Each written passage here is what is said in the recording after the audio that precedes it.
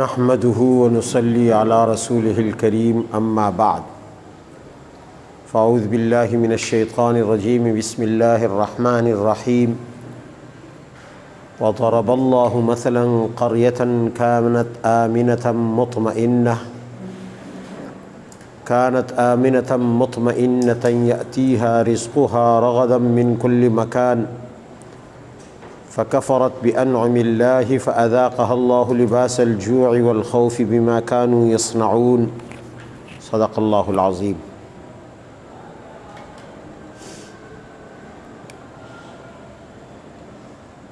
15 محرم الحرام 1444 ہجری 14 اگست 2022 بروز اتوار جامعہ ربانیہ کراچی میں ہم اور آپ درس کے حوالے سے جمع ہیں۔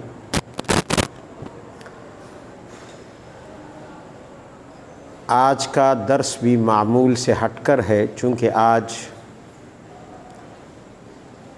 14 اگست جشن آزادی کا دن ہے اور پوری قوم اس وقت ایک جشن منا رہی ہے پاکستانی کی حیثیت سے۔ تو ارادہ ہوا کہ اس حوالے سے کچھ گزارشات پیش کی جائیں کہ آیا یہ جشن ہم جو منا رہے ہیں اس کو منانے کا استحقاق رکھتے ہیں؟ کیا واقعی ہمیں جشن آزادی منانی چاہیے، یا ہم جشن آزادی منانے کے قابل نہیں ہیں؟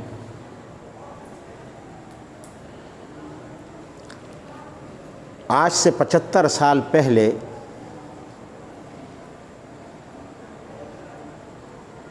تقریباً 100-150 سال سے بر صغیر پاک و ہند پر، جو کہ اس وقت متحدہ ہندوستان تھا، یہ سارا وطن ہندوستان کہلاتا تھا،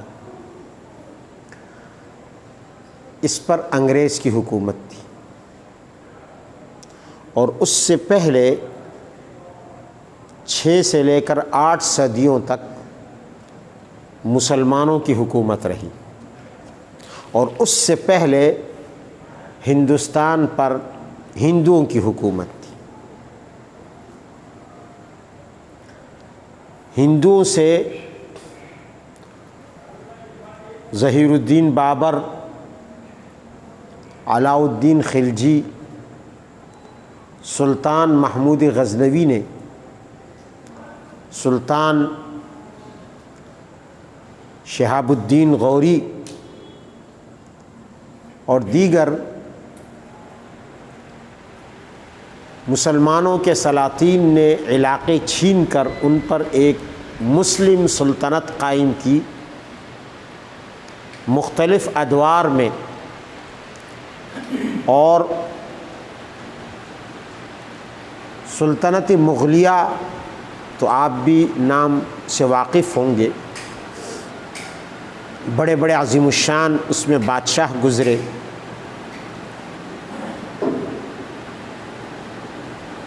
ظہیر الدین بابر کے بعد کئی بادشاہ گزرے، ہمایوں ہیں، جہانگیر ہیں، اکبر بادشاہ ہے، عالمگیر اورنگزیب ہیں، اور اس کے بعد آخری بادشاہ ہیں فرخ سیر، اور اس کے بعد مشہور بادشاہ گزرے جن کو انگریزوں نے ان کی بادشاہت ختم کر کے انہیں رنگون اور برما میں قید کر دیا۔ بہادر شاہ ظفر، ایک طویل داستان ہے۔ مسلمانوں کی حکومت ختم ہوئی، 6-8 صدیوں تک، 600-800 سال تک اتنی طویل حکومت کرنے کے بعد باہر سے مٹھی بھر انگریز آئے، 7 سمندر پار سے، یورپ سے، لندن سے، برطانیہ سے، اور انہوں نے یہاں کی مضبوط ترین قوم مسلمان کو اور اکثریتی قوم ہندو کو، دونوں کو اپنا محکوم بنا لیا اور خود ان پر حاکم بن گئے۔ حالانکہ انہوں نے بہادری کے جوہر نہیں دکھائے، ان نے سازشیں کی، غدار بنائے، ان میں جاگیریں تقسیم کی، ان میں انعامات تقسیم کیے، انہیں پیسوں کی لالچ دی، انہیں اپنے دربار میں وزارتیں اور افسریاں اور نوکریاں دینے کی پیشکش کی۔ الغرض ایک طویل داستان ہے۔ ان کے مقابلے میں مسلمان اٹھے علماء کی قیادت میں، اور ایک طویل معرکہ لڑا۔ مقصد انگریزوں سے اس وطن کو واپس حاصل کرنا تھا جسے مسلمانوں نے اپنی قربانیوں سے ہندوؤں سے چھینا تھا۔ اسلامی فقہ یہاں نافذ تھی عالمگیر اورنگزیب کے دور سے، اور یکسر ایک نیا نظام آیا تھا جو کہ انگریز کا اپنا نظام تھا۔ جدوجہد اس لیے تھی کہ پورا ہندوستان حاصل کیا جائے، لیکن انگریز یہ سمجھ گیا کہ اگر پورا ہندوستان دوبارہ سے مسلمانوں کے حوالے کر دیا گیا تو یہ دنیا کی ایک بہت بڑی طاقت ہوگی مسلمانوں کی، اور ہندوستان گزشتہ دور میں بھی ایک باروب طاقت رہا ہے، اور مستقبل میں بھی یہ، جیسے آج چین اور روس ایک سپر پاور کے طور پر رہے، تو انگریز دیکھ رہے تھے کہ مسلمان اسی طرح ایک طاقت بن سکتے ہیں۔ اس نے مسلمانوں ہی کے رائے کو، جو کہ انگریز کو بھگانے اور پورے ہند کو واپس حاصل کرنے پر تھی، پوری امت کی یہی رائے تھی، اسی کے لیے علماء قربانیاں دے رہے تھے، اسی کے لیے جزائر انڈمان، کالا پانی، دریائے شور کا عبور، مالٹا کی جیلیں، اور کلکتہ سے لے کر دہلی تک سڑک کے کنارے ہر درخت پر ایک ایک عالم کو پھانسی، لاہور میں فوجی عدالتیں قائم کر کے وہاں حریت پسندوں کو پھانسیاں۔ انگریز اپنے اقتدار کا رعب بٹھانے کے لیے، اپنا رعب بٹھانے کے لیے یہ تمام ہتھ کنڈے کر رہا تھا، اور اس کے مقابلے میں پورے ہندوستان میں شدت کے ساتھ ایک رائے کے تحت مزاحمت جاری تھی کہ انگریز یہاں سے چلا جائے، جن سے حکومت لی ہے ان کو واپس دی جائے، مسلمانوں سے لی ہے مسلمانوں کو دی جائے۔ انگریز نے اپنی فطری سازشی طبیعت، اسلام دشمنی اور مسلمان دشمنی کو سامنے رکھ کر اس نے مسلمانوں کی اس رائے کو دو رائےوں میں تقسیم کر دیا۔ یہ اس کی بہت بڑی سازش تھی جس کا خمیازہ آج تک امت بھگت رہی ہے۔ پہلے رائے ایک تھی کہ پورا ہندوستان انگریز چھوڑ کر مسلمانوں کے حوالے کر کے یہاں سے دفع ہو جائے۔ انگریزوں نے اپنے کچھ لوگ کھڑے کر کے ان کی ایک جماعت بنا کر ایک متوازی رائے مسلمانوں کے بیچ میں ڈال دی، اور لوگوں کو پیسوں سے خرید کر، کسی کو دھمکی دے کر، کسی کو لالچ دے کر اس رائے کا داعی بنا دیا۔ اور وہ رائے یہ تھی کہ انگریز ہندوستان سے تو چلا جائے لیکن مسلمانوں کے لیے الگ خطہ اور ہندوؤں کو الگ خطہ دے دیں۔ یہ دوسری رائے آ گئی۔ اب تک یہ رائے تھی کہ ایک ہی حل ہے کہ انگریز چلا جائے، جن سے اقتدار چھینا ہے بر صغیر کا حکومت ان کو دے دے۔ اب رائے دو ہو گئی کہ نہیں، ایک طرف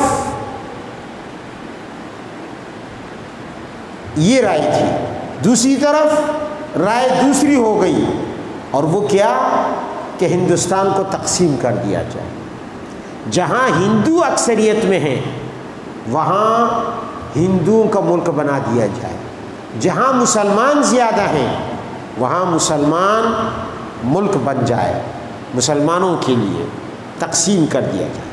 رائے کیا تقسیم ہوئی؟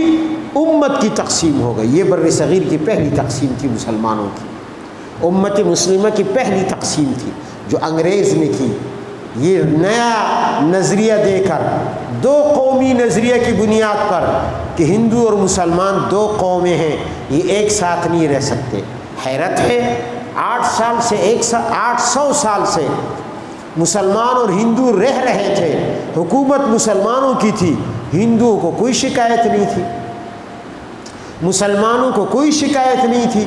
اب اچانک ایسا کیا ہوا کہ اب ہندو اور مسلمان ایک ساتھ نہیں رہ سکتے؟ لہذا یہ نیا نعرہ دیا گیا دو قومی نظریہ کا، اور بہت سارے مسلمان جو اس سازش کی گہرائی تک نہیں پہنچ سکتے تھے، سطحی نظر رکھتے تھے، وہ جذبات میں آ گئے۔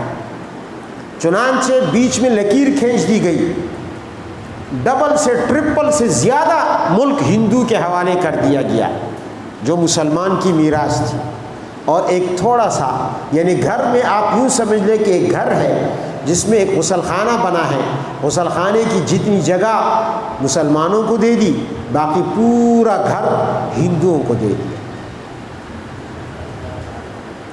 پورا گھر ہندوؤں کو دے دیا، اور کہا گیا کہ یہ جو چھوٹا سا غسل خانے جتنی جگہ ہے، یہ لا الہ الا اللہ کی بنیاد پر ہم نے الگ کیا ہے، ہم نے لکھ دیا، ایگریمنٹ کر دیا کہ اس پر مسلمان کا حق نہیں، اس پر ہندو کا حق نہیں، یعنی پورے گھر پر مسلمان کا حق نہیں، وہاں صرف ہندو حکومت کرے گا۔ یہ ہمیشہ کے لیے ہندو کا ہو گیا۔ چھوٹے سے غسل خانے کو ہم نے قبول کر کے اتنی جگہ یا اس سے بھی چھوٹی، ہم نے کہا یہاں ہندو کی حکومت نہیں ہوگی، مسلمان کی حکومت ہے۔ یہ بظاہر ہمیں بتایا گیا کہ یہ لا الہ الا اللہ کی بنیاد پر اب مسلمان الگ اور ہندو الگ۔ یہ جو تقسیم ہوئی اس میں بہت بڑا دھوکہ ہوا، لا الہ الا اللہ کو استعمال کر کے، حالانکہ لا الہ الا اللہ کی بنیاد پر ملکوں کی تقسیم کا تو اسلام قائل ہی نہیں ہے۔ اسلام اعلاء کلمت اللہ کی بنیاد پر ملکوں کو چھیننے کا قائل ہے کہ کافروں سے ملک چھینو۔ یہاں ہم تقسیم کر رہے ہیں، ہم کون ہوتے ہیں اللہ کی زمین کو کافروں کے حوالے کرنے؟ کافروں کو حوالے کرنے والے ہم کون ہوتے ہیں جو اللہ کے دشمن ہیں؟ ان الارض للہ، زمین کس کی ہے؟ ہم پرائی چیز اس کے دشمنوں کے حوالے کر رہے ہیں۔ یہ تو ایسا ہے کہ ایک جرگہ بیٹھ جائے اور میرے بھائی ہیں قاری محمود الحق صاحب اور میں ہوں، ہمارے درمیان ایک زمین مشترک ہو، اور کوئی شخص تیسری جگہ بیٹھ کر میرے حصے کی زمین وہ میرے کسی مخالف اور دشمن کو دے، تو بھائی اسے کیا حق ہے کہ وہ میری اجازت کے بغیر میری زمین کسی اور قوم کو دے، کسی اور شخص کو دے؟ ہندوستان کی زمین اللہ کی ہے، کل بھی اللہ کی تھی، آج بھی اللہ کی ہے، قیامت تک اللہ کی ہوگی، اور 800 سال تک اس پر اسلام نافذ رہا، مسلمانوں کی حکومت رہی، جیسے بھی رہی، اس کی حیثیت مسجد کی بن گئی۔ اب ہم کون ہوتے ہیں اس مسجد کو گرا کر اسے مندر میں تبدیل کرنے والے؟ سن 1947 میں یہ بہت بڑا دھوکہ ہوا کہ اللہ کی زمین کو اللہ کے دشمنوں کے حوالے ہمیشہ کے لیے کر دیا گیا۔ اس کا کوئی جواب دے سکتا ہے؟ یہ ایک سوال ہے۔ یہ اختیار کس نے دیا ہے؟ یہ اختیار انسانوں کو کس نے دیا؟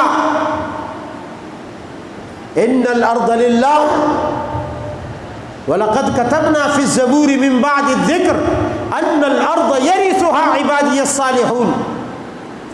اللہ نے فرمایا میں زبور میں لکھ چکا ہوں اور اب قرآن میں یہ اعلان کر رہا ہوں، أَنَّ الْأَرْضَ يَرِثُهَا عِبَادِيَ الصَّالِحُونَ، میری زمین کے وارث یہ صرف اور صرف میرے تابعدار فرما بردار بندے ہوں گے۔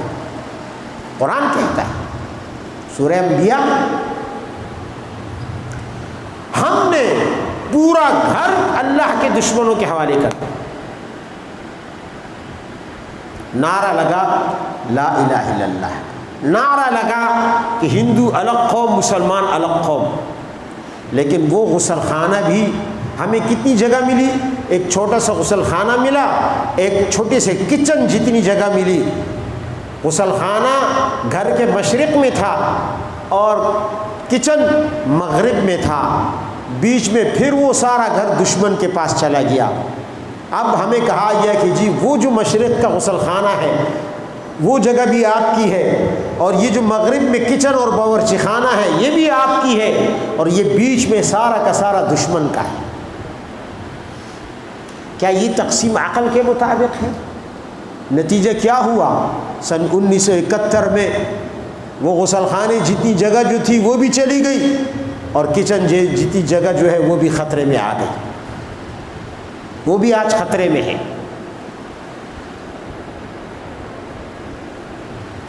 پھر ہمیں کہا گیا 1947 تک خون بہا، گاڑی جس پٹری پہ جس منزل کی طرف جا رہی تھی ایک دم 190 ڈگری کے زاویے پر اس کا رخ موڑ دیا گیا۔ جیسے میں نے ابھی بتایا کہ گاڑی جا رہی تھی کس طرف؟ پورے ہندوستان کو انگریزوں سے خالی کر کے، جن قوتوں سے، جن مسلمانوں سے ہندوستان کی حکومت لی گئی تھی اس کی طرف واپس کرنے کے لیے اچانک اس کا رخ موڑ دیا گیا تقسیم کی طرف، کہ نہیں جی تقسیم کی جائے، کیونکہ ہندو اور مسلمان نہیں رہ سکتے۔ لیکن 14 اگست کی آزادی کے فوراً بعد اس وقت کے جناب جناح صاحب نے تقریر کی ہے، پہلی تقریر جو اس نے کی ہے کہ آج ہم آزاد ہو گئے، آج کے بعد اس مملکت پاکستان میں نہ کوئی ہندو رہے گا، نہ سکھ رہے گا، نہ مسلمان رہے گا، نہ عیسائی رہے گا، سب کے سب برابر کے شہری ہوں گے۔ سوال یہ ہے کل تک تو ہندو اور مسلمان ساتھ نہیں رہ سکتے تھے، آج سب ایک ساتھ کیسے رہنے لگ گئے؟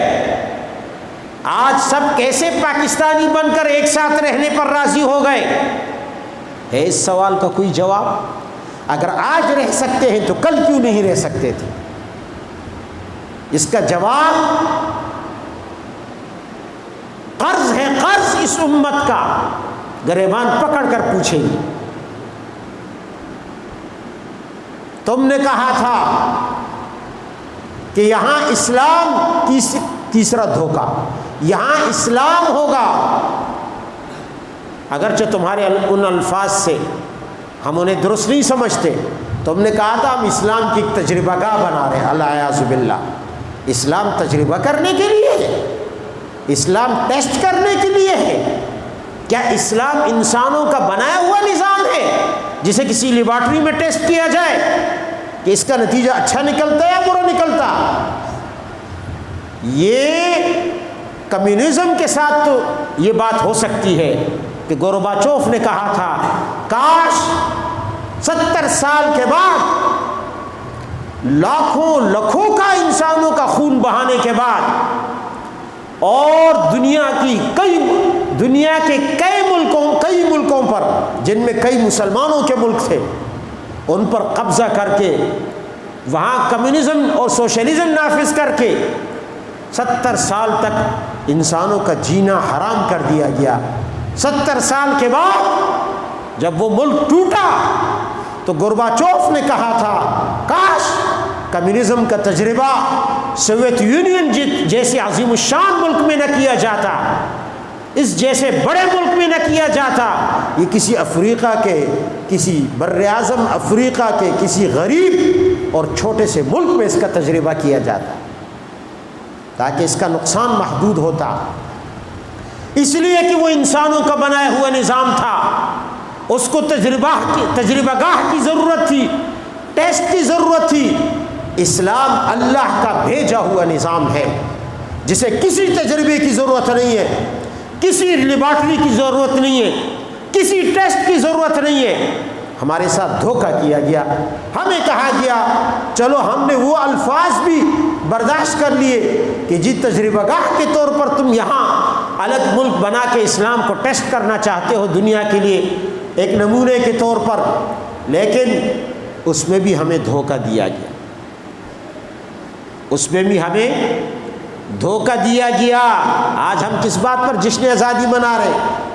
میں کہتا ہوں لکیر کے اس پار بھی کفر ہے، لکیر کے اس پار بھی یہاں بھی کفر ہے. 75 سال سے وہاں بھی کفر، یہاں بھی کفر، لیکن ان دونوں کفروں میں فرق ہے.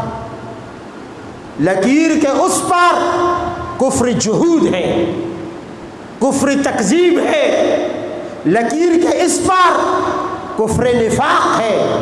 75 سال سے منافقت کا کفر کیا جا رہا ہے اور کبھی کبھی علانیہ کفر کا ارتکاب کیا جاتا ہے، لیکن زیادہ تر کفر نفاق کا کفر ہے.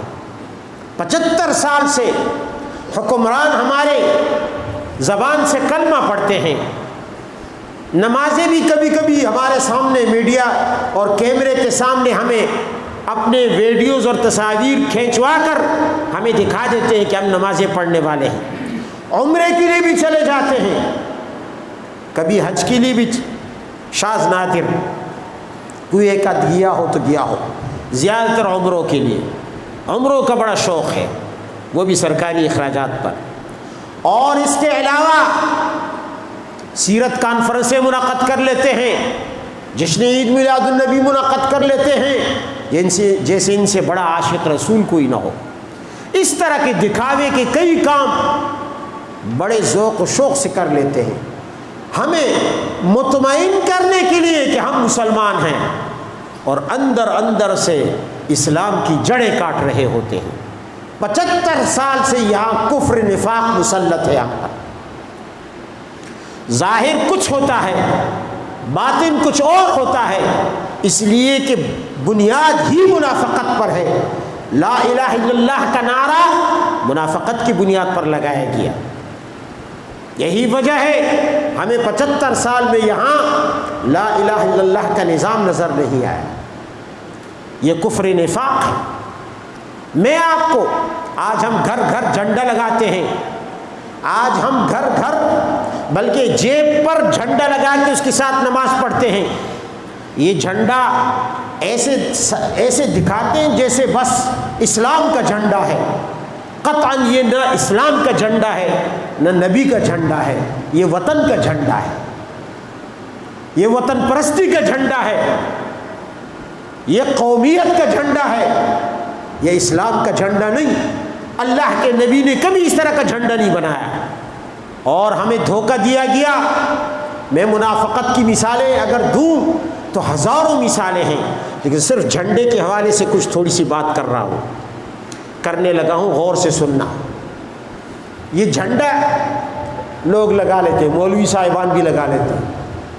سب لگا دیتے ہیں، لیکن اس جھنڈے کے اندر جو خباثتیں پوشیدہ ہیں، جو منافقت کی کلی اس پر ڈال دی گئی ہے، کبھی ہم نے اس پر غور کیا؟ یہ جھنڈے کی حقیقت کیا ہے تو یہ مملکت خداداد پاکستان کا جھنڈا، لیکن حقیقت میں اندر اس کے اندر اور کچھ پوشیدہ ہے۔ اس کے دو رنگ ہیں، آپ نے دیکھا پاکستان کا جھنڈا کتنے رنگوں پر ہے؟ دو رنگوں پر، ایک رنگ سفید، ایک رنگ سبز، اس کے اندر ستارے ہیں، 5 کونوں والا ستارہ ہے، اس کے اندر چاند ہے۔ آئیے ہم تجزیہ کریں اس جھنڈے کا کیا مطلب ہے۔ یہ جو اتنا مقدس سمجھا جاتا ہے، ہم نے نبی کا جھنڈا بلا دیا، بلکہ ہمیں بھلا دیا گیا، ہمیں نہیں معلوم۔ آپ مسلمانوں سے پوچھیں کہ نبی علیہ السلام کا جھنڈا کیسے تھا، کوئی نہیں بتا سکتا۔ پیغمبر کے جھنڈے جہاد میں کیسے تھے، کس رنگ کے تھے، نہیں بتا سکتے لوگ، لیکن پاکستان کا جھنڈا بچہ بتا دے گا۔ آپ مطالعہ پاکستان اٹھا لیں، پاکستان سٹڈیز جو ہمارے ہر اسکول میں پڑھایا جاتا ہے، اس کا باقاعدہ امتحان لیا جاتا ہے، لازمی مضمون ہے مطالعہ پاکستان یا پاکستان سٹڈیز، انگلش میں اسے پاکستان سٹڈیز کہا جاتا ہے، اردو میں مطالعہ پاکستان ہر سرکاری اسکول میں، ہر پرائیویٹ اسکول میں یہ پڑھایا جاتا ہے۔ مطالعہ پاکستان میں لکھا ہے کہ اس کے 2 رنگ ہیں، پہلا رنگ سفید، دوسرا رنگ گرین، ہرا۔ گرین حصہ زیادہ ہے، سفید حصہ کم ہے۔ ہمیں پڑھایا جاتا ہے مطالعہ پاکستان میں سبز رنگ مسلمانوں کی طرف اشارہ ہے، چونکہ مسلمان زیادہ ہیں اس لیے سبز پٹی زیادہ ہے۔ سفید رنگ کافروں کی طرف اشارہ ہے، سنیں، اور چونکہ کافر نہیں، وہاں کافر کا لفظ نہیں ہے، منافقت کو آپ دیکھیں۔ سفید رنگ اقلیتوں کی طرف اشارہ ہے، اقلیتوں کی نمائندگی کرتا ہے، اس سے اشارہ اقلیتوں کی طرف ہے۔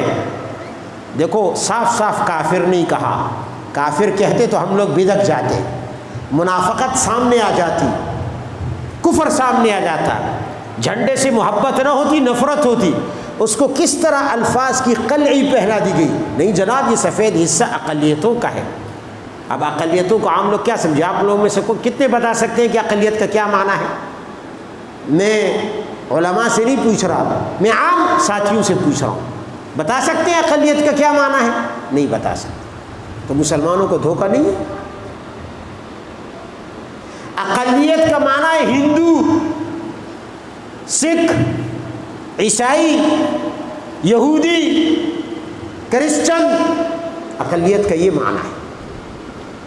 لیکن آپ اگر ڈائریکٹ اس میں کہہ دیا جاتا اور آپ پڑھتے کہ اقلیت سے مراد ہندو اور سکھ اور یہودی اور عیسائی اور یہ کافر ہیں، اور چونکہ کافر کم ہیں تو اس وجہ سے ہم نے سفید پٹی کم رکھی، چھوٹی رکھی، تو آپ بدک جاتے۔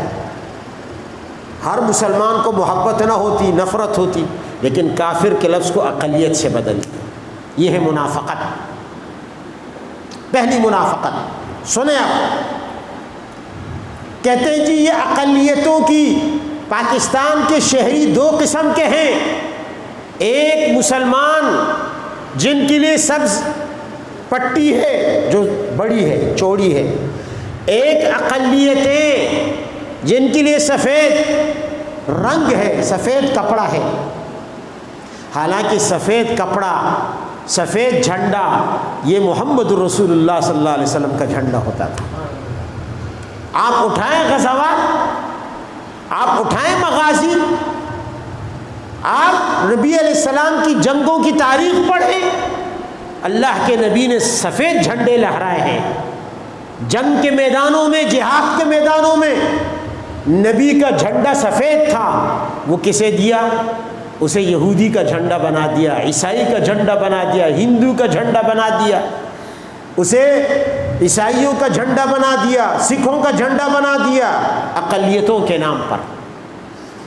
سفید رنگ جو اللہ کے نبی کو پسند تھا، اللہ کے نبی کا لباس سفید ہوتا تھا، علماء کا لباس سفید، اس سفید رنگ کو کس کے حوالے کیا، کس کا نشان بنا دیا؟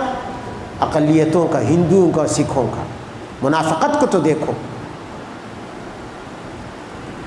اور پھر سبز رنگ کی طرف جاتے ہیں، سبز رنگ کو دیکھتے ہیں، وہ کیا ہے؟ ادھر دیکھو، سبز رنگ یہ یہودیوں کی علامت تھی، یہودیوں کی۔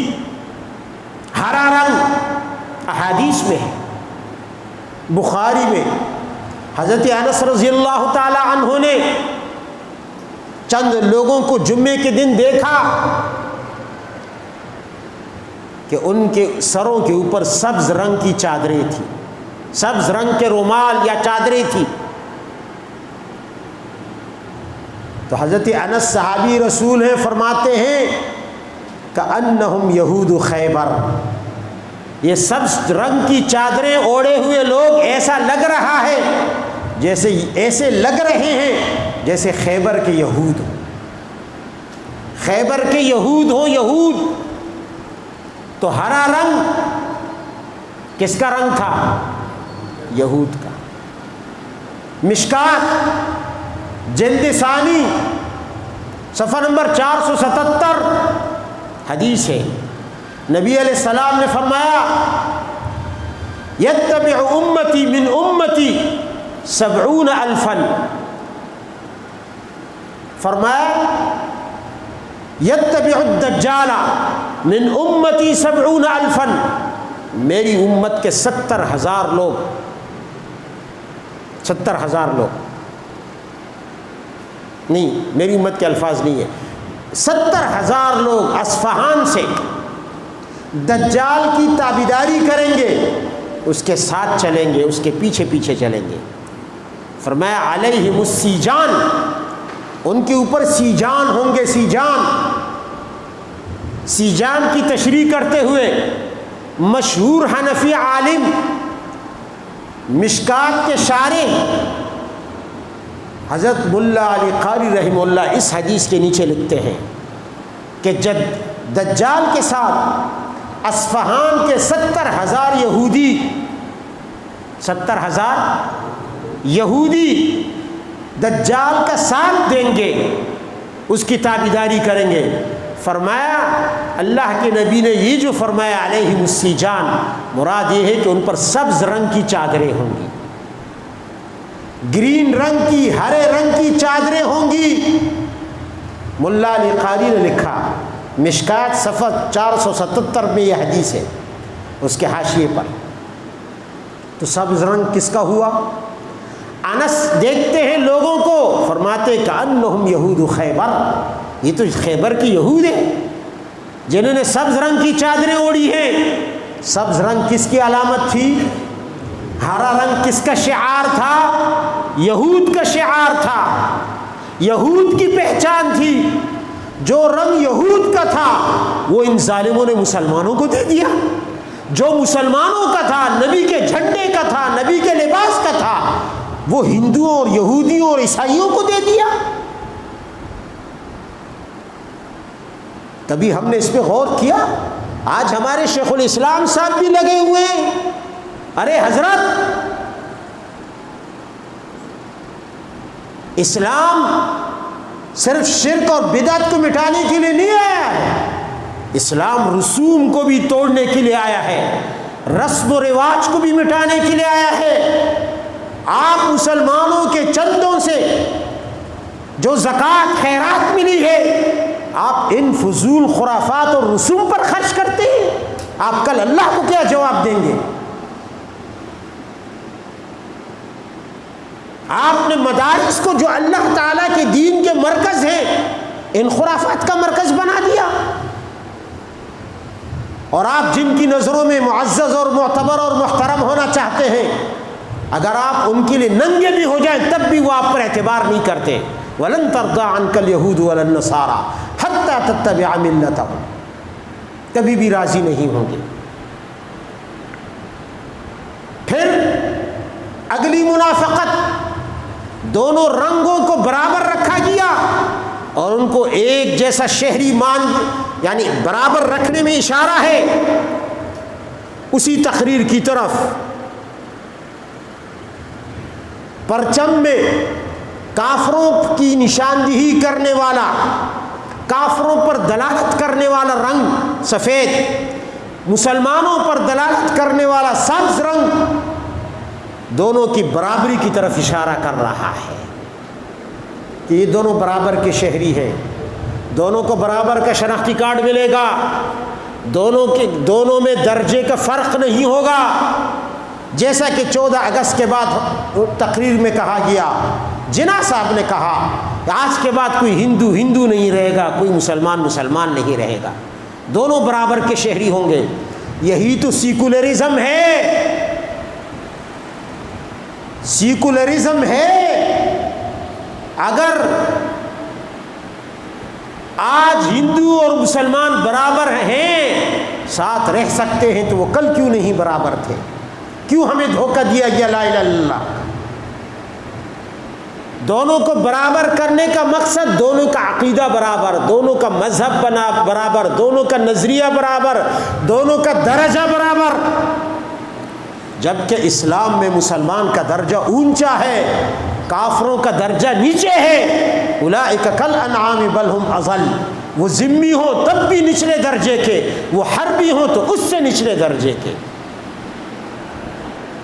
کبھی مسلمان اور کافر برابر کے شہری نہیں ہو سکتے، لیکن جھنڈے میں دونوں کو برابر کا مقام دیا گیا، شناختی کارڈ میں دونوں کو برابر کا مقام دیا گیا، آئین میں دونوں کو برابر کا مقام دیا گیا، حقوق میں دونوں کو برابر کا مقام دیا گیا، پارلیمنٹ میں دونوں کو برابر کا مقام دیا گیا۔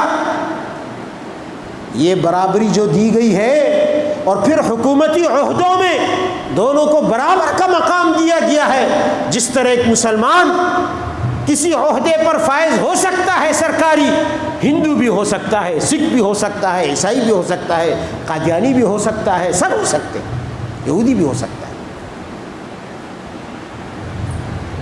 اس جھنڈے نے ہمیں یہ بتلا دیا ہے کہ کوئی تمیز نہیں ہے مسلمان اور کافر میں، دونوں عزت کے حقدار، درجہ مرتبہ بھی ایک، حقوق بھی ایک، مرتبہ بھی برابر، حقوق بھی برابر، نہ حقوق میں فرق ہوگا نہ مرتبے میں فرق ہوگا، جبکہ قرآن کہتا ہے کہ مرتبے میں بھی فرق ہے، حقوق میں بھی فرق ہے۔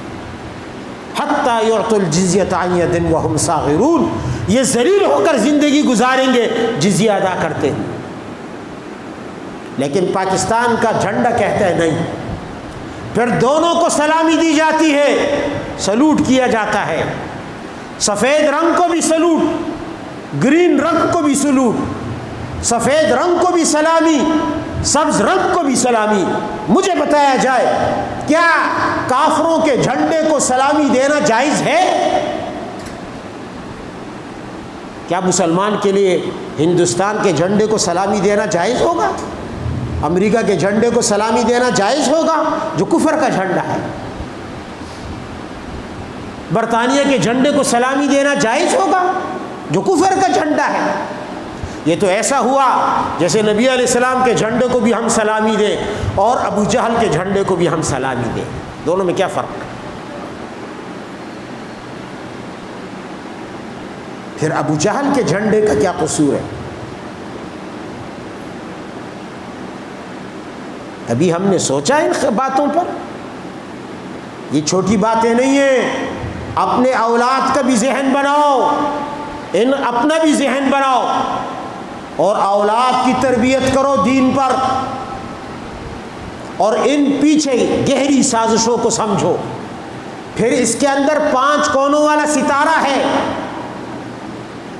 5 کونوں والے ستارہ۔ اچھا، جھنڈے کی حرمت قرآن سے زیادہ ہے۔ پاکستان میں قرآن کو کوئی جلا دے قصدن، توہین کر دے، اگلے دن وہ بری ہو کر آ جاتا ہے۔ مجال ہے کہ جھنڈے کی توہین کر لے، اور اگر زیادہ نہیں تو قرآن سے کم بھی نہیں، پیغمبر سے کم بھی نہیں. اوہ جھنڈے کی توہین کر دی جیسے یہ جھنڈا ڈائریکٹ عرش سے آیا ہو.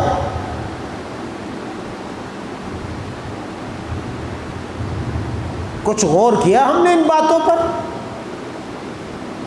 بعض باتیں چھوٹی لگتی ہیں لیکن اندر سے گہری ہوتی ہیں, بغیر غور کے سمجھ میں نہیں آتی. کبھی ہم نے غور کیا؟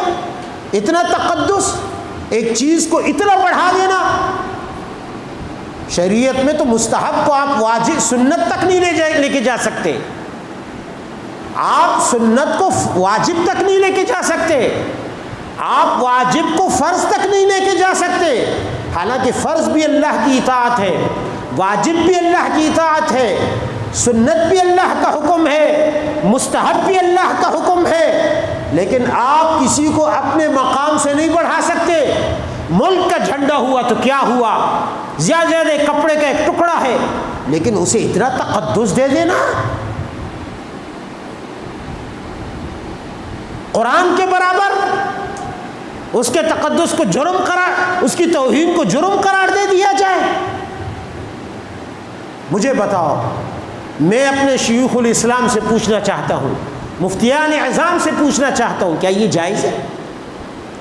اور رسوم اور رواج کو ختم کرنے کے لیے تو اسلام آیا ہے, صرف بدعات کو ختم کرنے کے لیے نہیں آیا, صرف شرک اور کفر کو ختم کرنے کے لیے نہیں آیا. کیا حضرت شیخ الاسلام صاحب آپ نے سورہ بقرہ نہیں پڑھی؟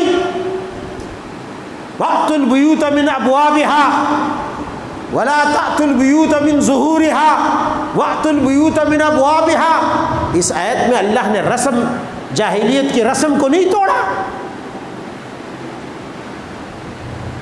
وَلَيْسَ الْبِرُّ بِأَنْ تَأْتُوا الْبُيُوتَ مِنْ ظُهُورِهَا وَلَكِنَّ الْبِرَّ مَنِ اتَّقَىٰ وَأْتُوا الْبُيُوتَ مِنْ أَبْوَابِهَا. قرآن رسموں کو بھی توڑتا ہے. قرآن جاہلیت اور ناسمجھی کے اور کفر کی رسموں کو بھی ختم کرتا ہے. آپ نے ان رسموں کو مدارس میں رواج دیا. اتنی پسپائی, فکری پسپائی, اتنی ذلت, کاش قیامت آ جاتی اس سے پہلے. میں عرض کر رہا ہوں کہ یہ باتیں بہت غور سے سننے کی ہے اور اس پر ان پر غور کرنے کی ضرورت ہے. آج کا ہم میں غور کی صلاحیت ختم ہو گئی ہے. بس دنیا جس طرف چل پڑتی ہے ہم بھی اسی طرف چل پڑتے ہیں.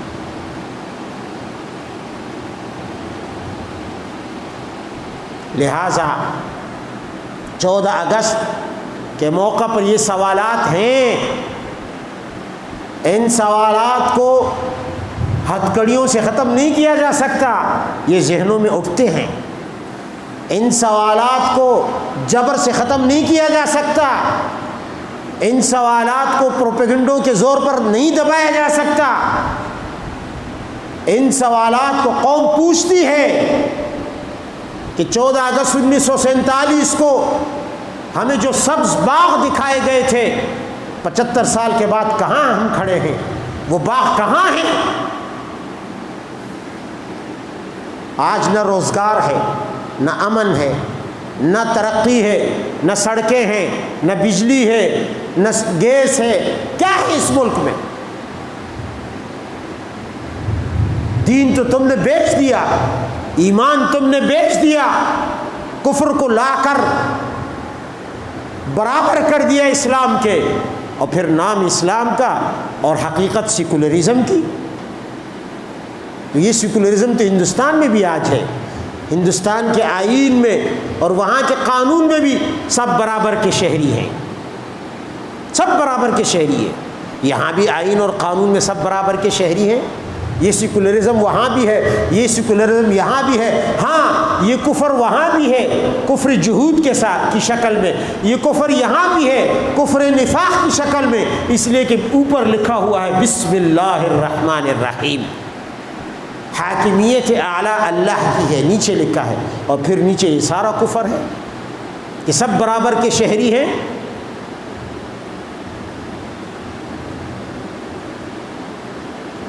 تو آئین میں یہ کفر, عدالتوں میں یہ کفر, اور پھر عملی میدان میں جتنے آئے ہیں سب کے سب چور اور ڈاکو آئے ہیں، اور سب سچ بولتے ہیں، جو دوسرے کو کہتے ہیں یہ چور ہے، سب سچے ہیں، کوئی ان میں جھوٹا نہیں ہے۔ 70 سالوں میں جتنے آئے ہیں اور سب سے بڑا سچ بولتے ہیں یہ، اور وہ کیا کہ دوسرا چور ہے، وہ کہتا ہے یہ چور ہے۔ یہ ان کا واحد سچ ہے جس پر ان کا اجماع اور اتفاق ہے۔ آج قوم کو کہتے ہیں کہ جی جشن آزادی مناؤ، کس بات کی جشن آزادی منائیں؟ اس لیے کہ سڑکیں ہماری زبردست ہیں، اس لیے کہ نوکریاں سب کو ملی ہیں، اس لیے کہ عزتیں سب کی محفوظ ہیں، جان سب کی محفوظ ہے، دولت سب کی محفوظ ہے، اطمینان چین سکون سب کو حاصل ہے۔ خودکشی تو سرحد سے لے کر دریائے سندھ اور سمندر کے کنارے تک خودکشیوں کا تو نام و نشان نہیں ہے۔ اس لیے ہم جشن آزادی منائیں، اور قوم بھی بڑی بیوقوف ہے جو حکمرانوں کے ان علل تللوں میں آ کر ناچنے لگتی ہے سڑکوں پہ، جی ہم آزاد ہو گئے۔